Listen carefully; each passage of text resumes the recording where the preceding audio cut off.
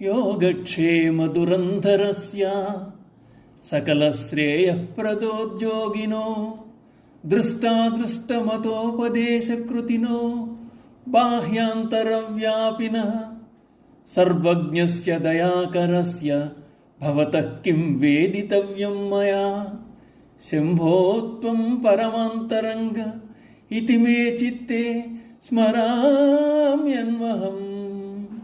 శంకర, దుర్లభమైన దాన్ని లభింపచేయుటయందు, లభించిన దాన్ని కాపాడుటయందు భారం వహించిన నీవు ఎల్ల శుభములను కలుగు చేయుటే లక్ష్యంగా కలిగి ఉన్నావు. ఇహ పరలోక సాధనములైన ఉపాయములను ఉపదేశించు నీవు సర్వత్రా వ్యాపించి ఉన్నావు.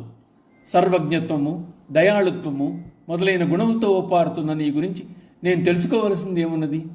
ప్రభో, నీవు నాకు మిక్కిలి ఆప్తుడు అని ప్రతిదినము మనసును తలుచున్నాను. పరమశివుని గుణగణములను తెలిపిన శంకరులు ఇక ఈశ్వరుని పరమాప్తత్వమును స్మరించగలనని తెలియజేస్తున్నారు. ప్రళయ సమయంలో శివుడు నిర్వికారుడుగా నిస్సంగత్వంతో ఉంటాడని క్రిందటి శ్లోకంలో తెలియజేసిన శంకరులు, నిస్సంగత్వం అంటే బాధ్యతలను విస్మరించడంగా భావించరాదని, సజ్జనుల యొక్క, ఆశ్రితుల యొక్క యోగక్షేమాలను కాలానుగుణంగా కనిపెట్టుకుని ఉండడమే అని తెలియజేస్తున్నారు. పరమేశ్వరుడు యోగక్షేమ దురంధరుడు. భక్తుల యొక్క, ఆశ్రితుల యొక్క యోగక్షేమముల బాధ్యతను తానే వహిస్తున్నాడు. భగవద్గీతలో 9వ అధ్యాయంలో కృష్ణ పరమాత్మ కూడా యోగక్షేమం వహామ్యహం అన్నాడు.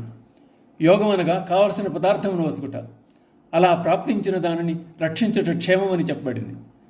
నన్నే నిరంతర భక్తితో చింతన చేయుచు నిష్కామభావంతో సేవించు వారి యోగక్షేమమును నేనే వహించెదను అన్నాడు పరమాత్మ. భగవంతుడు తప్ప అన్య విషయములందు ఆసక్తి లేని వారు మాత్రమే అందుకు అర్హులు. యుద్ధంలో రథం యొక్క పగ్గాలను కృష్ణునికి అప్పగించిన అర్జునుడు ఈ కోవకు చెందినవాడే. ఎవరు నిష్కామ భావనతో అనన్య భక్తితో నన్ను సేవించెదరో అట్టివారి యోగక్షేమ బాధ్యతను నేనే వహిస్తాను అన్నాడు భగవానుడు. ఆశ్రితుల, భక్తుల యోగక్షేమ బాధ్యతను తనపై వేసుకున్న పరమేశ్వరుడు సకల శ్రేయస్సును కలుగజేస్తున్నాడు. ఐహిక, ఆముష్మిక సాధనమైన ఉపాయములను ఉపదేశిస్తున్నాడు.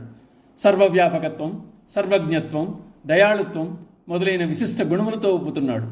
ఇక నీ గురించి తెలుసుకోవాల్సిందేమున్నది? నీవే పరమ ఆప్తుడు అని తలుస్తున్నాను. అదే నాకు శ్రేయస్కరమగ్గాక అంటున్నారు శంకరాచార్యుల వారు. ఓం నమః శివాయ.